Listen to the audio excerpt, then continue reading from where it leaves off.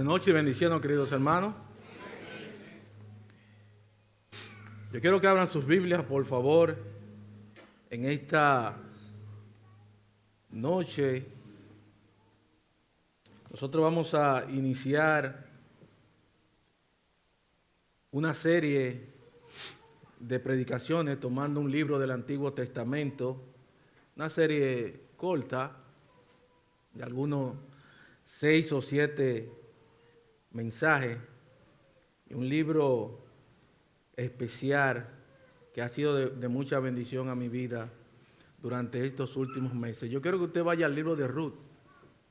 Libro de Ruth.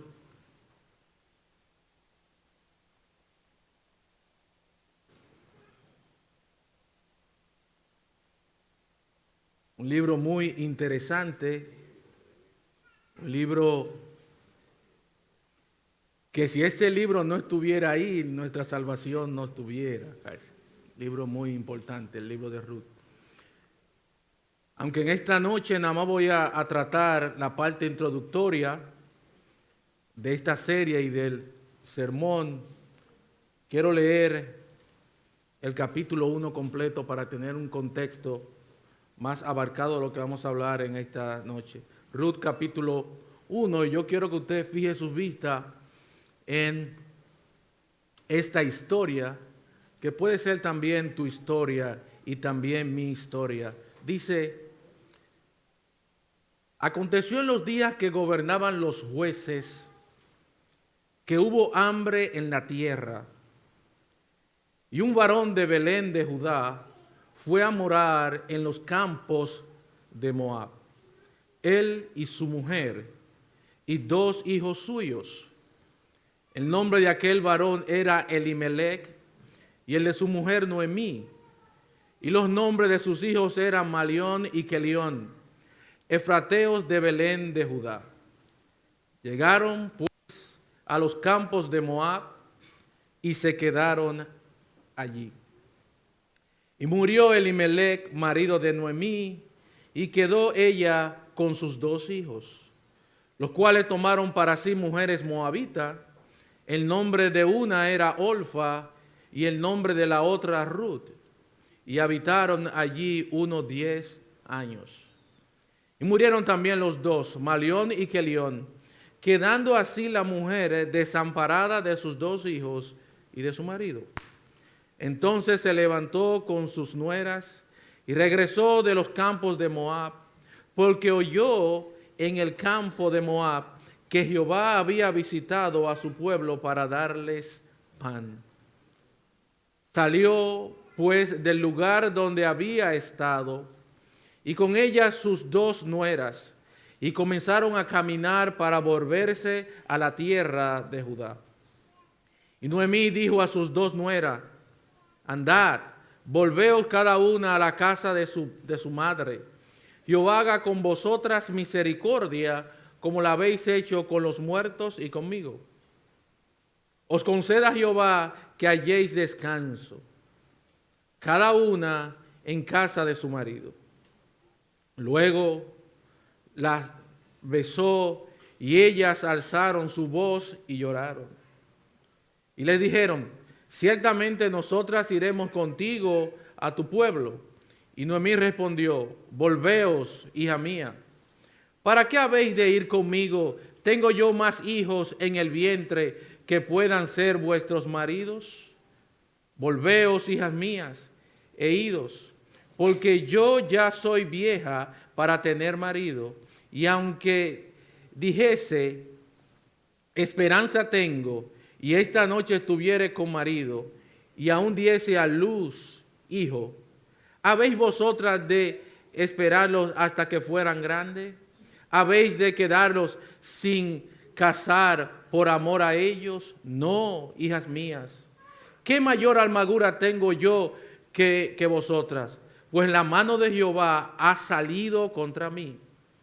Y ellas alzaron otra vez su voz y lloraron, y Olfa besó a su suegra, mas Ruth se quedó con ella. Y Noemí dijo: he aquí tu cuñada se ha vuelto a su pueblo y a sus dioses. Vuélvete tú tras ella. Respondiendo Ruth: no me ruegues que te deje y me aparte de ti, porque a donde quiera que tú fueres, iré yo, y donde quiera que vivieres, viviré. Tu pueblo será mi pueblo y tu Dios mi Dios. Donde tú murieres, moriré yo, y allí seré sepultada. Así me haga Jehová y aún me añada, que solo la muerte hará separación entre nosotras dos. Y viendo Noemí que estaba tan resuelta a ir con ella, no dijo más. Anduvieron pues ellas dos hasta que llegaron a Belén. Y aconteció que habiendo entrado en Belén, toda la ciudad se conmovió por causa de ella y decían, ¿no es esta Noemí? Y ella les respondió, no me llamáis Noemí, sino llamadme Mara, porque en grande amargura me ha puesto el Todopoderoso. Yo me fui llena, pero Jehová me ha vuelto con las manos vacías. ¿Por qué me llamáis Noemí? Ya que Jehová ha dado testimonio contra mí y el Todopoderoso me ha afligido. Así volvió Noemí y Ruth la Moabita, su nuera, con ella. Volvió de los campos de Moab y llegaron a Belén al comienzo de la siega de la cebada. Vamos a orar. Padre, te damos las gracias por tu inmenso amor y gracias, Señor, por tus misericordias. En esta hora nos postramos delante de tu presencia reconociendo nuestra insuficiencia, pero reconociendo tu poder. Te rogamos que nos ayude por medio de tu Santo Espíritu a discernir tu palabra correctamente y que ella corra y sea glorificada en los corazones necesitados en esta noche. Gracias te damos en el nombre de Jesús. Amén. Amén. Bien, pueden sentarse. El libro de Ruth es una de las joyas más hermosas y profundas de todas las Escrituras. Junto con Esther, es uno de los únicos dos libros de la Biblia que llevan el nombre de una mujer. Lo cual ya nos habla de su valor protagónico en el plan divino de Dios. Pero lo más impactante es que Ruth no era del pueblo de Dios, sino moabita, una mujer gentil, extranjera, proveniente de un pueblo con origen vergonzoso y una historia de oposición al pueblo de Dios. Aún así, Dios la escogió para ser parte de su historia redentora. En esta narrativa encontramos tres personajes principales en el libro de Ruth. Vemos a Ruth, la moabita, representa la fe que trasciende el pasado. A pesar de su origen, demuestra una lealtad admirable y una fe firme, dejando su tierra, su cultura, sus dioses para seguir al Dios de Israel. Su historia culmina con su inclusión en el linaje del rey David y por extensión en la genealogía del Mesías. Noemí también es otro personaje que se encuentra en este libro, que es su suegra. Es una mujer que a pesar de la dulzura a la amargura, pero que en medio del dolor descubre que Dios no ha terminado con ella. Aunque el nombre de este libro se llama Ruth, pero el personaje principal podemos decir que es Noemí. También se encuentra otro personaje que es Boaz. El pariente redentor es una figura profética de Cristo. Un hombre justo, generoso y compasivo que extiende gracia a una mujer extranjera y necesitada, redimiéndola y restaurándola a su dignidad. El libro de Ruth está cargado de enseñanzas teológicas profundas. Nos habla de providencia divina, mostrándonos que Dios está obrando incluso cuando nosotros no lo vemos. Nos revela el poder de la redención a través de vos, quien anticipa la obra de Cristo como nuestro Redentor. También resalta la gracia inclusiva de Dios al escoger a una mujer gentil en su pueblo, quien eligió a una mujer gentil para su pueblo en el plan eterno. Además exalta la fidelidad, la lealtad y la obediencia como expresión práctica de una fe genuina. Y sobre todo nos muestra que Dios es experto en restaurar lo que parece perdido, en transformar la amargura en gozo y en escribir historia de esperanza en medio del quebranto. Hoy comenzaremos esta serie de mensajes en el libro de Ruth, comenzando con los primeros 5 versículos del capítulo 1. Allí nos presenta el escenario, una familia en crisis, una tierra en hambre y una decisión que cambia el rumbo de sus vidas. Este pasaje nos enseña que la necesidad no es el fin, sino el inicio de una trayectoria donde Dios quiere revelarse. Así como Elimelech y su familia enfrentaron tiempos difíciles, tú también, hermanos, enfrentarás momentos duros en tu vida. Pero lo importante no es solo lo que enfrentas, sino cómo tú vas a responder a quien busca en medio de esa necesidad. Así que rápidamente voy a leer nuevamente los versos del 1 al 5, que dice así: aconteció en los días que gobernaban los jueces, que hubo hambre en la tierra, y un varón de Belén de Judá fue a morar en los campos de Moab, él y su mujer y 2 hijos suyos. El nombre de aquel varón era Elimelech y el de su mujer Noemí, y los nombres de sus hijos eran Malión y Kelión, efrateos de Belén de Judá. Llegaron pues a los campos de Moab y se quedaron allí, y murió Elimelech, marido de Noemí, y quedó ella con sus 2 hijos, los cuales tomaron para sí mujeres moabitas. El nombre de una era Orfa y el nombre de la otra Ruth. Y habitaron allí unos 10 años, y murieron también los 2 Malión y Kelión, quedando así la mujer desamparada de sus 2 hijos y de su marido. ¡Wow! ¡Qué inicio de una historia! El título de este sermón es La trayectoria de una decisión fuera de la voluntad de Dios. La trayectoria de una decisión fuera de la voluntad de Dios. Y en estos pasajes nosotros podemos ver, querido hermano, que las decisiones tomadas fuera de la voluntad de Dios, aunque parezcan necesarias, pueden traer consecuencias dolorosas y duras a tu vida. Yo quiero que tú recuerdes esto.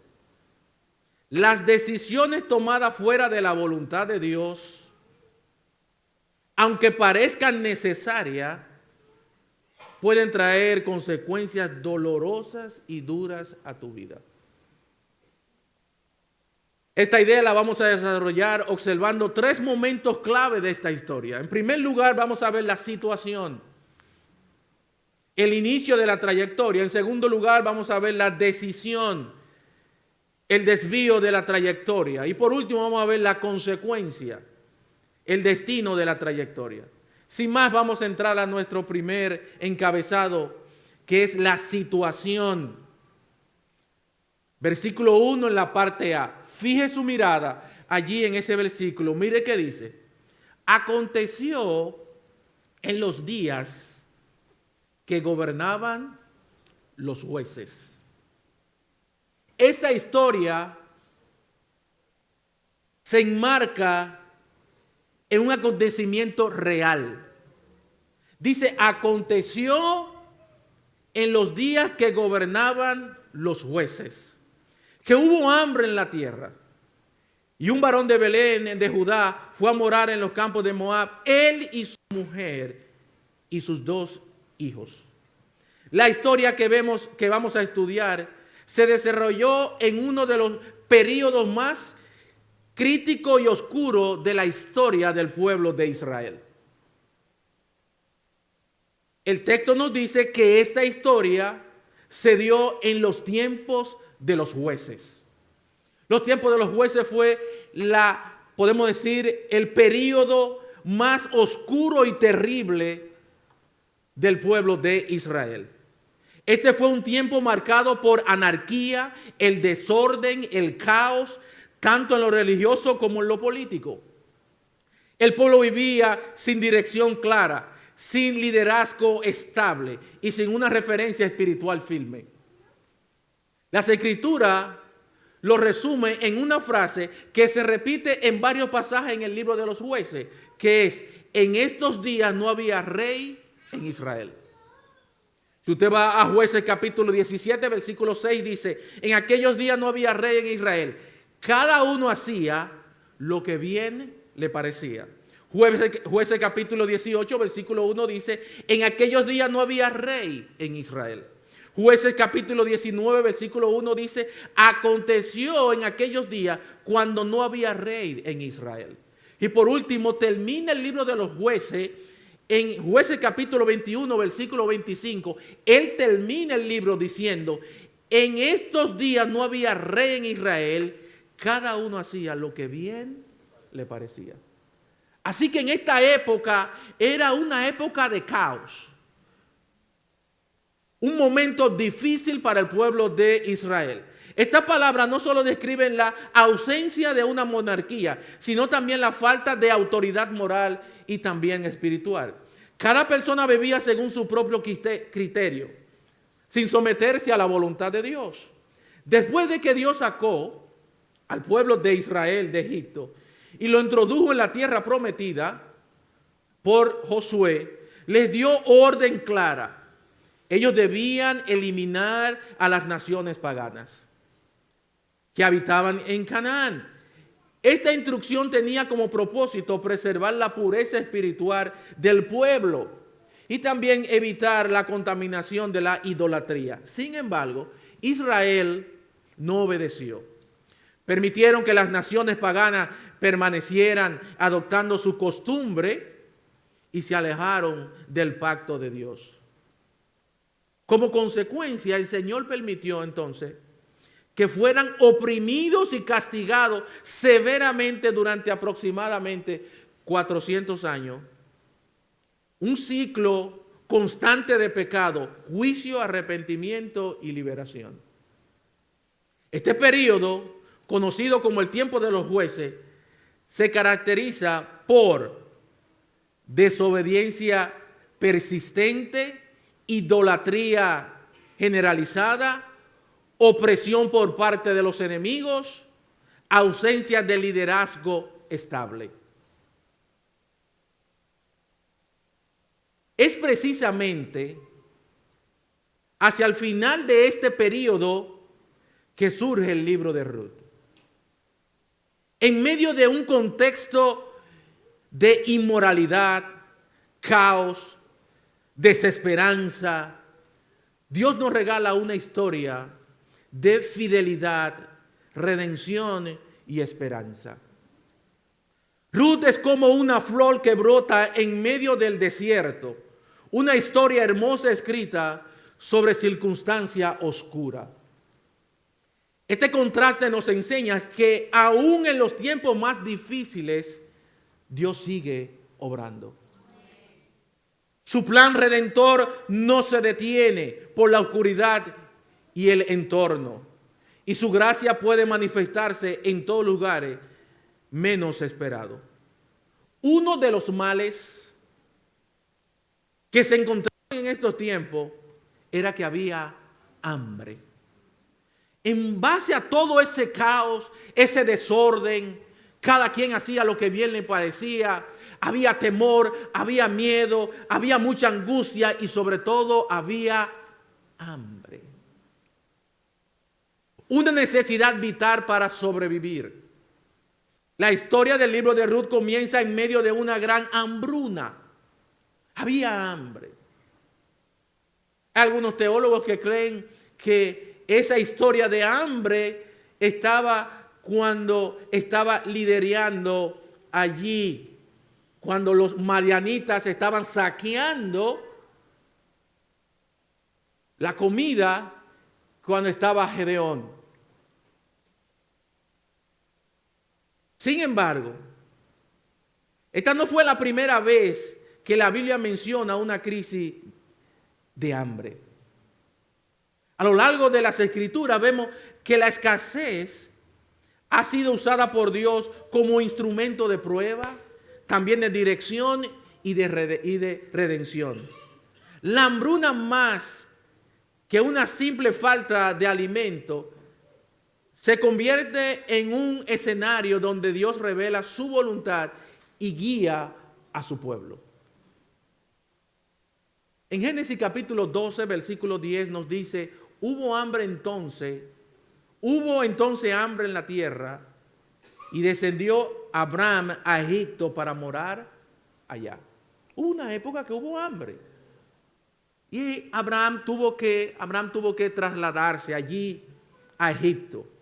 En este caso, Dios permitió una hambruna en tiempos de Abraham, lo que lo lleva a tomar decisiones que pondrá a prueba su fe y su confianza en la protección divina. La necesidad lo empuja a moverse.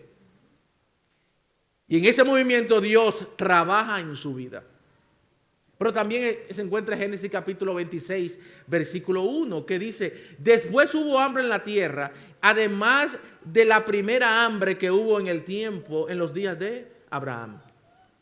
Allí Isaac enfrenta una nueva hambruna, distinta a la de su padre. Dios le da instrucciones específicas para no descender a Egipto, mostrando que cada generación debe buscar dirección divina y no simplemente imitar las decisiones del pasado.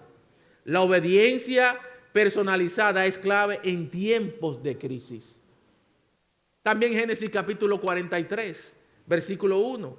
Las Escrituras nos dice: el hambre era grande en la tierra cuando allí la familia de Jacob estaba pasando hambre y ellos tuvieron que ir a Egipto. Así que hay otros pasajes también que habla de hambre. Así que el hambre entonces hace que la gente se movilice. Dios utilizó el hambre en varias ocasiones. La utilizó con Abraham, pero para que Abraham se movilizara. Pero también utilizó el hambre como castigo. Y dejaba de llover y no producía la tierra comida, y así había hambre. Así que esta hambre que había ahí no era para moverse, era una hambre por falta de obediencia a la palabra de Dios. Así como en Génesis, la hambruna en Rut no es casualidad, sino parte del escenario donde Dios revela su fidelidad.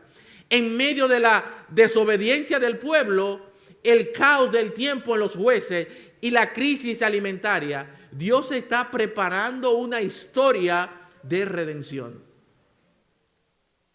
Ruth y Noemí enfrentan la pérdida y la necesidad, pero Dios le provee un camino de restauración, apareciendo a Boaz como figura redentor en un tiempo donde dice que cada uno hacía lo que bien le parecía.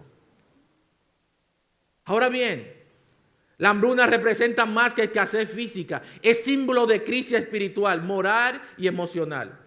Pero en cada caso, Dios no abandona a su pueblo. Él guía, corrige y redime. Cuando hay hambre, hay oportunidad para ver a Dios obrar. Cuando hay necesidad, en medio de la necesidad, Él sigue siendo fiel. Y su propósito sigue avanzando.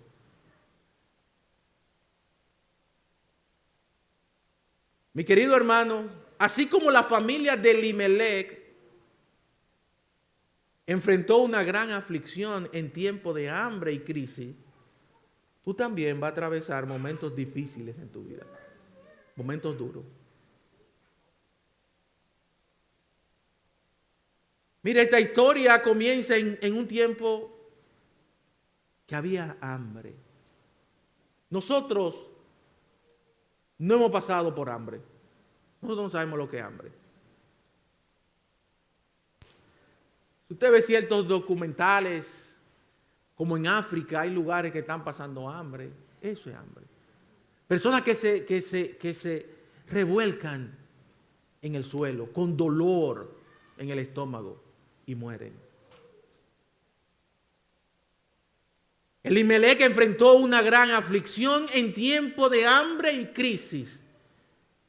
También atravesarás momentos difíciles, vendrán tiempos de escasez, hermano. Crisis económica, enfermedades, conflictos familiares, problemas en el trabajo, tensiones con tu esposa o esposo, desafío con tus hijos. Y en medio de todo esto, tu fe será probada. No es cuestión de si vendrán las pruebas, sino de cómo nosotros vamos a responder a la prueba cuando lleguen. La palabra de Dios nos prepara para estos momentos. En Primera de Pedro, capítulo 1, versículos 6 y 7 nos dice: en los cuales vosotros os alegráis, aunque ahora por un poco de tiempo, si es necesario tengáis que ser afligidos en diversas pruebas. Dice, para que sometida a prueba vuestra fe, mucho más preciosa que el oro, el cual, aunque perecedero, se prueba con fuego, sea hallada en alabanza, gloria y honra cuando sea manifestado Jesucristo. Jesús mismo nos advirtió en San Juan 16:33, dice: en el mundo tendréis aflicción, pero confiad, yo he vencido al mundo. Esto nos recuerda que la aflicción no es sorpresa, sino parte del camino del peregrinar de nosotros aquí en la tierra. El apóstol Santiago también nos anima en Santiago 1, 2 y 3 y dice: al tener gozo cuando enfrentamos pruebas, porque ellas producen paciencia, madurez espiritual. Y Job, en medio de su dolor, declaró con fe: Jehová dio, Jehová quitó, sea el nombre de Jehová bendito. Estas verdades nos enseñan que Dios no nos abandonará en las pruebas, sino que la usará para formar nuestro carácter y fortalecer nuestra fe. La aflicción no es señal de abandono, sino de formación. Dios no promete una vida sin prueba, Él no promete. Pero sí una fe que vence en medio de ella. La fe que no se prueba, no se fortalece. Así como Ruth y Noemí enfrentaron pérdidas dolorosas, tú también caminarás por valles oscuros. Pero tú no estás solo. Dios sigue escribiendo historias de redención en medio de la crisis. Él transforma la prueba en propósito y las necesidades en oportunidades para ver su fidelidad. Hermano querido, ¿qué haces tú cuando la necesidad te aprieta? ¿Qué tú haces? Cuando llega el hambre a tu vida, cuando llega un problema a tu vida. ¿Te mantienes en un lugar donde Dios te plantó o corres hacia soluciones humanas que te alejan de su voluntad? ¿Qué tú haces? ¿Qué tú haces cuando llegan los problemas? Recuerda que toda decisión fuera de la voluntad de Dios es una semilla que puede germinar en dolor. Nosotros podemos ver en esta historia que Elimelec no consultó a Dios. Este hombre no oró, no esperó. Este hombre se movió por impulso. Este hombre, un hombre responsable, un hombre que quiere mantener a su esposa, a sus 2 hijos, no se detuvo, hubo hambre. Él pensó, mi familia está en caos. Mi familia está mal, mi familia va a morir de hambre. Yo tengo que trasladarme a otro lugar. Y él se fue. Humanamente hablando, él hizo lo correcto. Pero en ningún momento nosotros vemos a Elimelech buscando la dirección de Dios. No vemos a Elimelech orando. Él no esperó. Muchos creyentes hoy hacen lo mismo. Cuando falta el pan, abandonan la iglesia.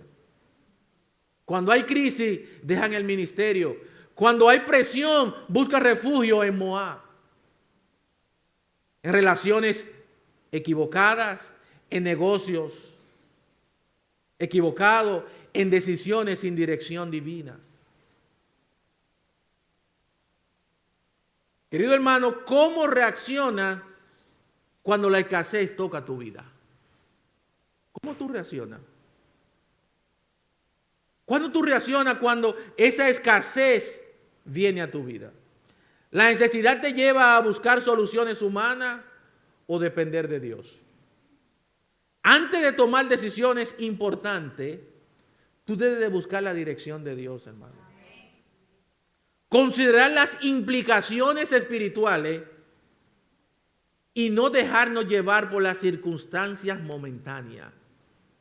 Tiene que detenerte, hermano. Y tiene que pensar y ver todas las implicaciones que puede tomar esa decisión que tú vas a tomar.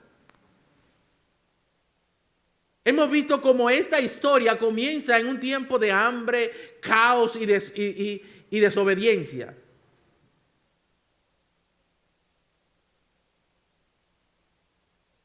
Marcado por la ausencia de dirección espiritual y por una necesidad que presiona el corazón de hambre. Pero lo que sí ve aún es más revelador. Ahora, vamos a ver cómo respondió Elimelech a esa crisis de hambre. Hemos visto ya la situación. Ahora vamos a ver la decisión que él toma. La decisión que él toma.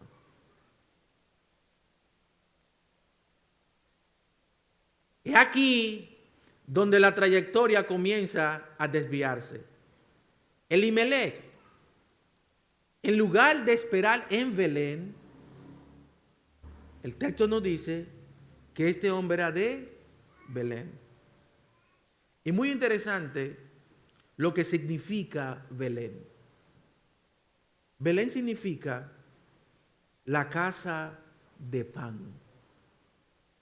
Oiga bien, Belén significa la casa de pan. Él era de Belén de Judá. Belén significa la casa de pan y Judá significa alabanza. ¿Qué contraste? En la casa de pan había falta de pan. Él decide moverse hacia Moab, una tierra enemiga, sin consultar a Dios. Lo que parecía una solución temporal se convierte en el inicio de una serie de consecuencias dolorosas. Así que pasamos al entorno que presiona, a la elección que define. La necesidad no es pecado, pero cómo respondemos a ella puede marcar nuestro destino. Veamos ahora el segundo punto, la decisión, que está en los versículos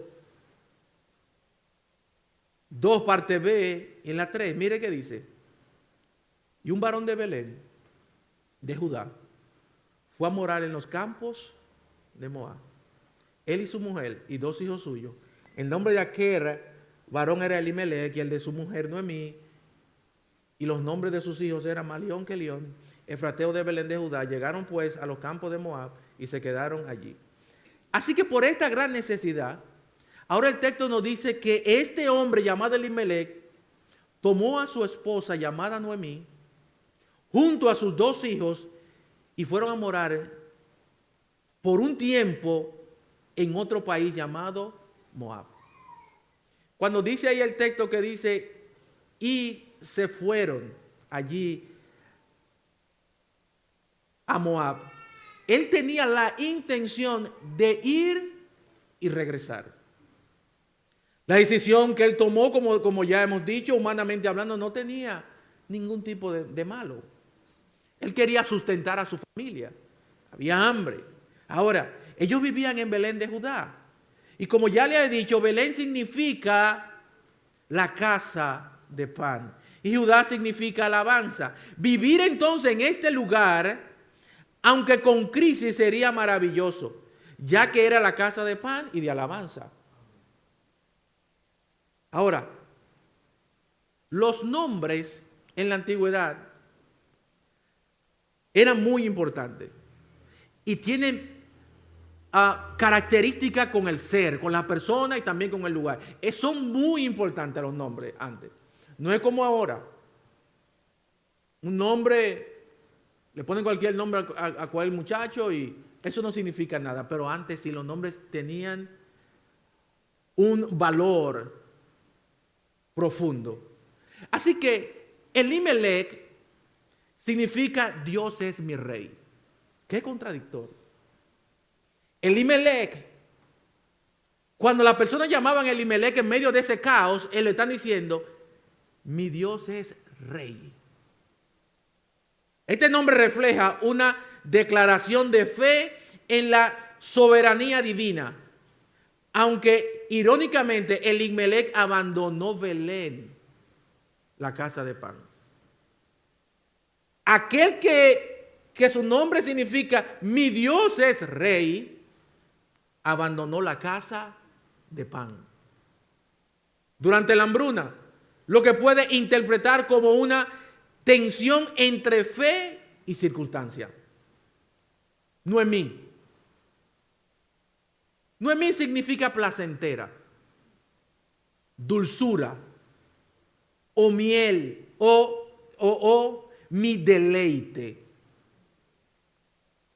Esta mujer representaba gozo y agrado, una mujer hermosa.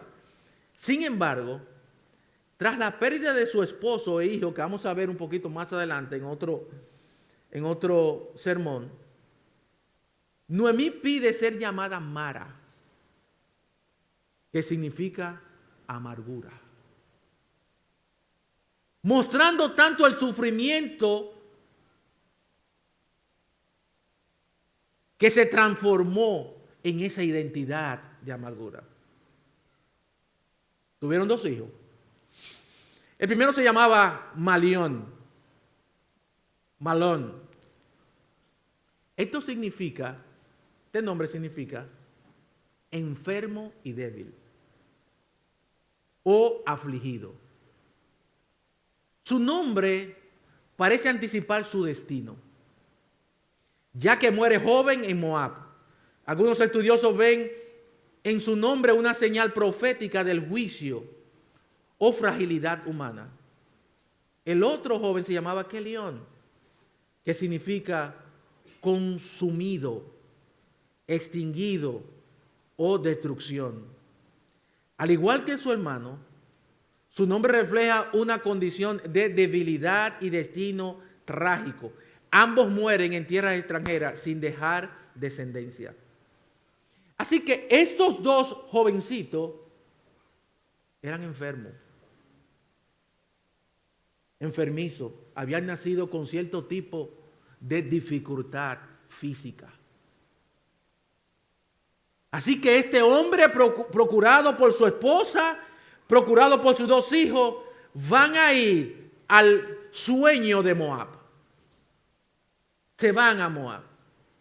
Ahora, esta familia comienza completa, se fue a morar en Moab. Ahora bien, ¿quién era Moab y quién son los moabitas? Los moabitas son descendientes de Moab, hijo de Lot, por su hija mayor, en una relación incestuosa ocurrida tras la destrucción de Sodoma y Gomorra. Usted conoce la historia. De ahí que vienen los moabitas.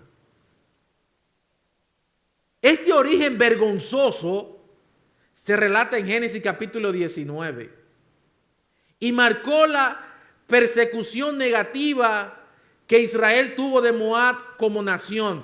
Desde sus inicios, los moabitas estuvieron asociados con prácticas contrarias a la voluntad de Dios. La relación entre Moab e Israel fue históricamente tensa. Durante el éxodo, los moabitas se negaron a permitir el paso del pueblo de Israel por su territorio. Y más adelante, sus mujeres sedujeron a los israelitas, llevándolos a la idolatría en Baal Peor, en Números capítulo 25, versículo 1 a 3. Como resultado de estas acciones, Dios estableció que ningún moabita podía entrar en la congregación del Señor hasta la 10ª generación. Lo que refleja el rechazo divino hacia su influencia espiritual. Fíjese, uno de los enemigos más fuertes que tenía el pueblo de Israel eran los moabitas. Y este hombre dejó la casa de pan por ir a morar en Moab. Hermano, muchas veces nosotros dejamos la casa de pan para ir a morar en los enemigos de Dios. Cuando tú dejas de asistir a la iglesia por cualquier motivo sencillo, estás dejando la casa de pan.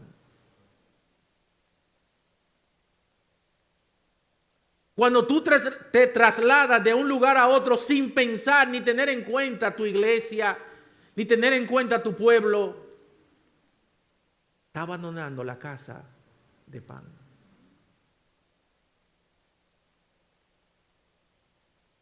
Hay personas que Dios, en su gracia y en su misericordia, permite que se trasladen a otro lugar. Es cierto. Pero hay otros que forzan el mingo. Hay creyentes que forzan la jugada. Y dejan la casa de pan. Cuando se aprieta la situación, cuando hay hambre, cuando no hay trabajo, cuando todo está oscuro, dejaré mi pueblo, dejaré mi iglesia, dejaré todo sin buscar la dirección de Dios. Cuidado, hermanos, si estamos dejando la casa de pan por ir a morar en Moab. Pero a pesar de este trasfondo, la historia de Ruth, una mujer moabita, marca una excepción redentora. Ella abandona su tierra y sus dioses para seguir al Dios de Israel. Eso lo vamos a ver un poquito más adelante en otro sermón. Cuando ella llega allá, ¿usted sabe lo que le dicen a ella?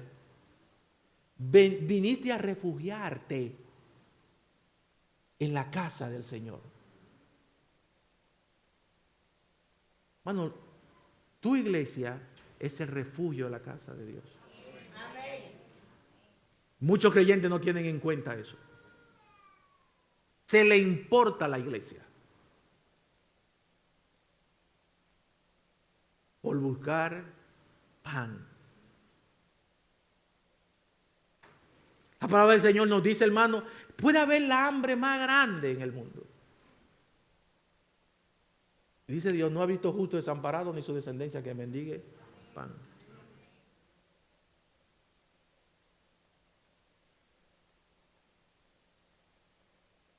El mismo Dios que está en Europa, el mismo Dios que está aquí. El mismo Dios. Ahora, vuelvo y le digo, hermano, no es que toda la persona que se traslada a un lugar no es que esté en pecado, no. Porque Abraham en un momento Dios lo llevó con un propósito, pero hay otro que no. Este hombre junto con su familia fue a refugiarse con los enemigos de Dios. Ellos tenían que esperar en Belén que pasara la hambruna, ya que Dios nunca abandona a sus hijos. Dios le dio comida al profeta Elías en un momento de hambre. Usted conoce la historia. ¿Quién utilizó? Los cuervos. Elimelec no consultó a Dios para tomar esa decisión. Hermano, la necesidad puede presionar al creyente a moverse sin dirección divina. Ten cuidado. Ten cuidado en momentos oscuros, en momentos duros, la decisión que tú vas a tomar. Hermano, recuerda, la necesidad nunca debe ser más fuerte que tu fe, que la fe. Decidir sin Dios puede costar más de lo que parece. Ahora, esta decisión, aunque comprensible desde una perspectiva humana, no fue guiada por la dirección divina. El texto no menciona oración, consulta a Dios ni búsqueda de su voluntad. Solo vemos una reacción ante la necesidad, y aquí está la advertencia para nosotros. La necesidad puede empujarnos a tomar decisión apresurada, sin considerar la voluntad de Dios, hermano. Elimelec, cuyo nombre significa mi Dios es rey, actuó como si Dios no reinara sobre su situación. En lugar de confiar en la provisión divina en Belén, decide buscar soluciones humanas en Moab. Esto nos recuerda que la fe no se mide cuando todo está bien, sino cuando escasea el pan y se nubla la esperanza. Hoy muchos creyentes se enfrentan a hambruna, no solo física, sino emocionales, espirituales o familiares, y sienten la tentación de abandonar el lugar donde Dios le ha plantado. Pero salir de la voluntad de Dios, aunque parezca lógico, puede traer consecuencias más dolorosas que las mismas crisis. Le voy a dar un ejemplo. Las malas decisiones traen malas consecuencias. Lo vamos a ver con un personaje llamado Lot. Lot era sobrino de Abraham y Dios había bendecido a Abraham de una manera extraordinaria. Y allí en Génesis capítulo 13 nos habla que este hombre, Abraham, era rico, riquísimo, igual Lot. Y dice el texto que por tantas posesiones que tenían, tuvieron que dividirse.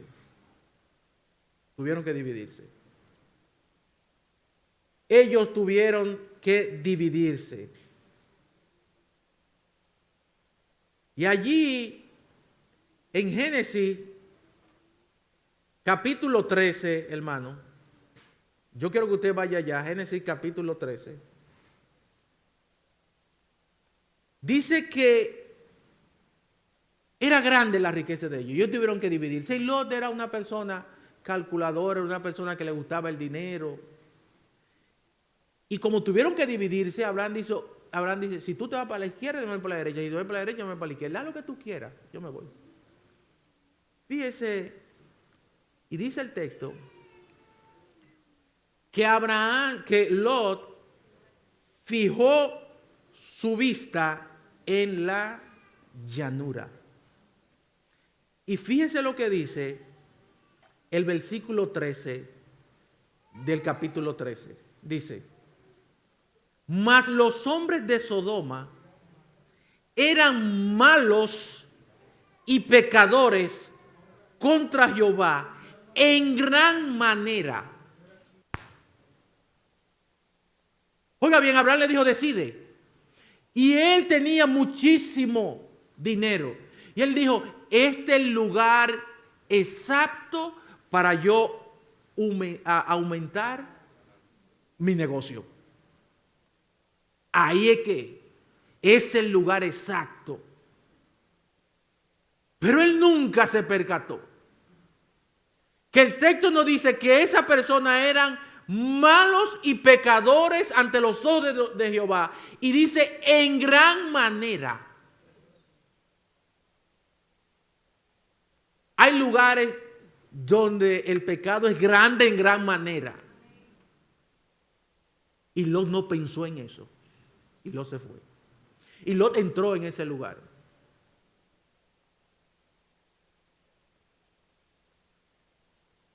Ahora, hermano, ¿usted sabe qué sucede ahora?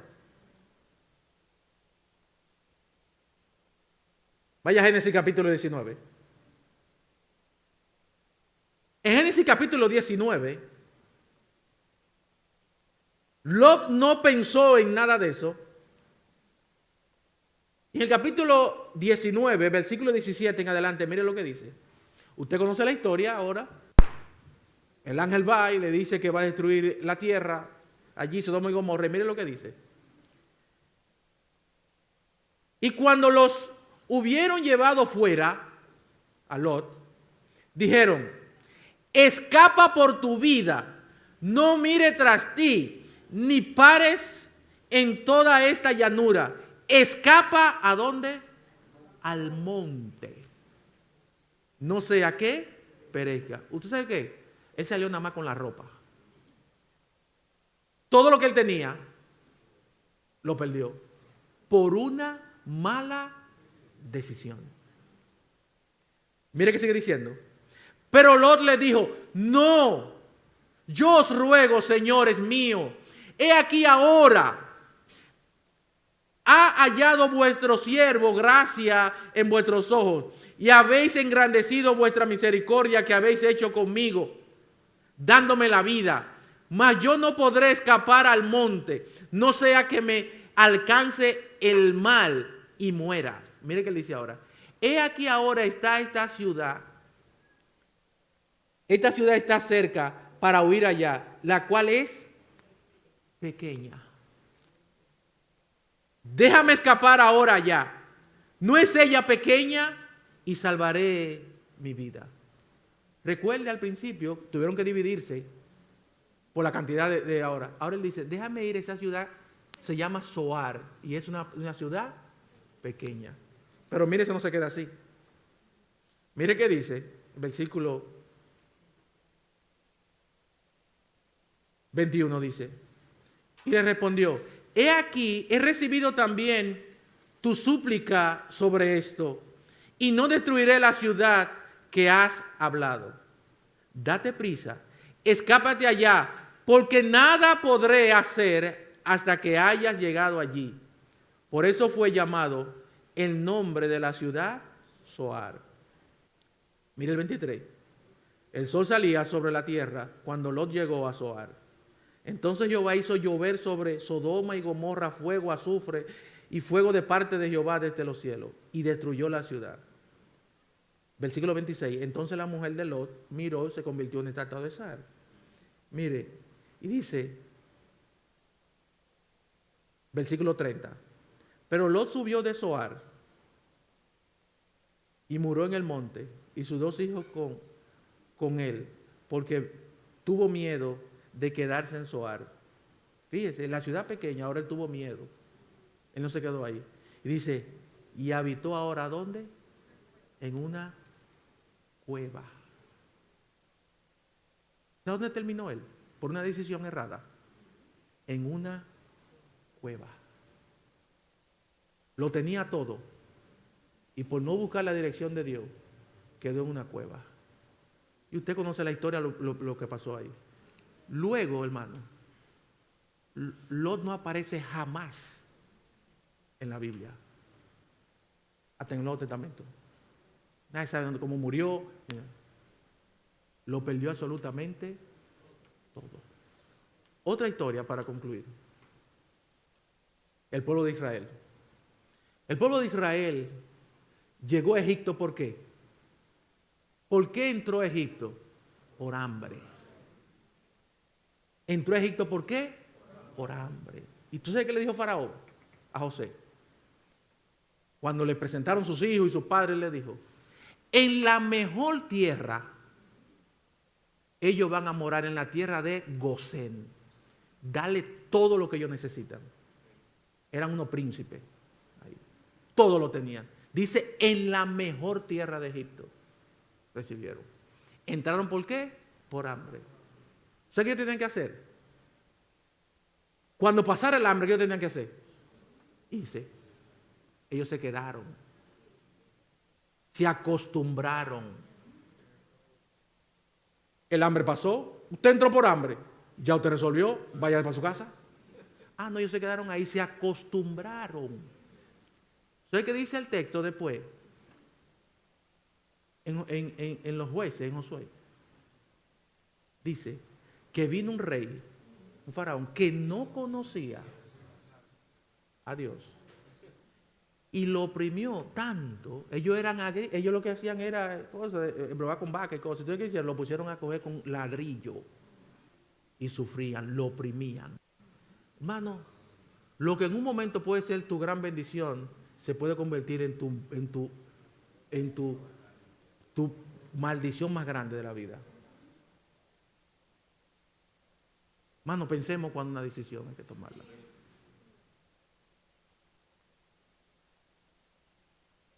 Pensemos.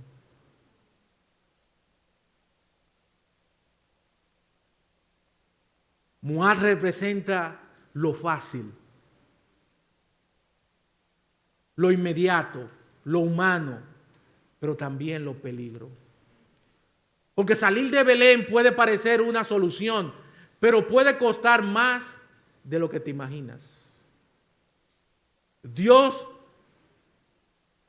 no nos llama a huir del hambre, sino a confiar en Él en medio de ella.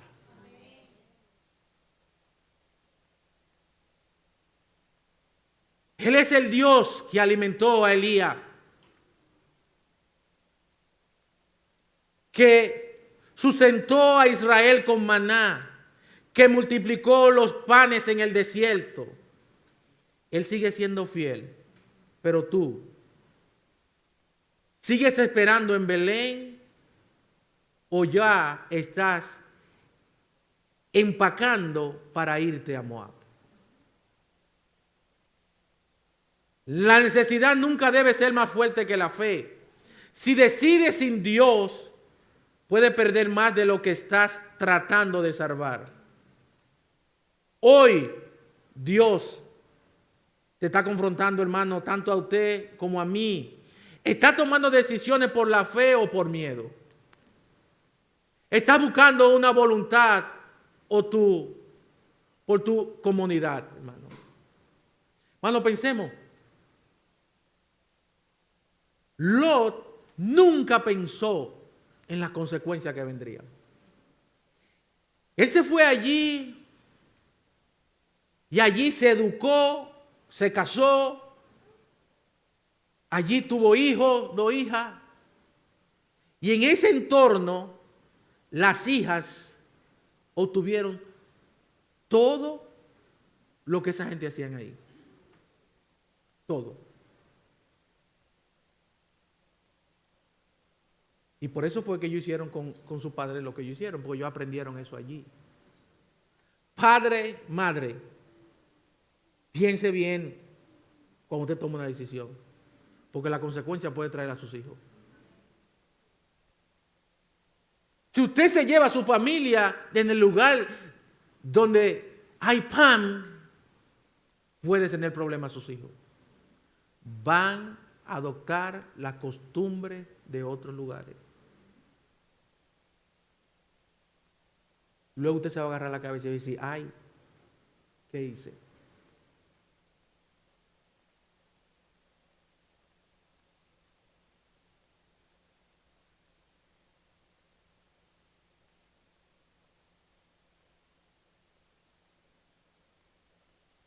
Tenemos que pensar bien, hermano. lo que vamos a hacer.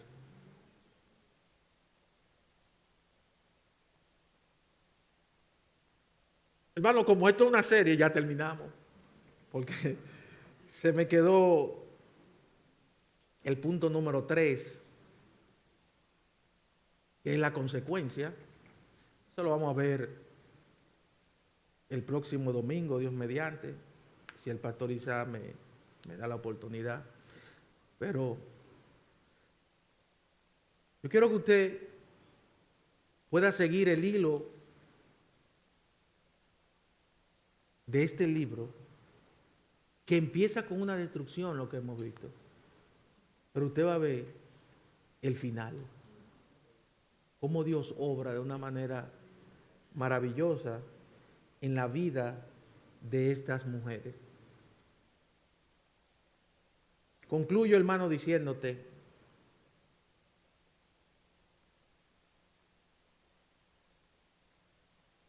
que tu decisión que tú puedas tomar puede traer grandes consecuencias. Grandes consecuencias.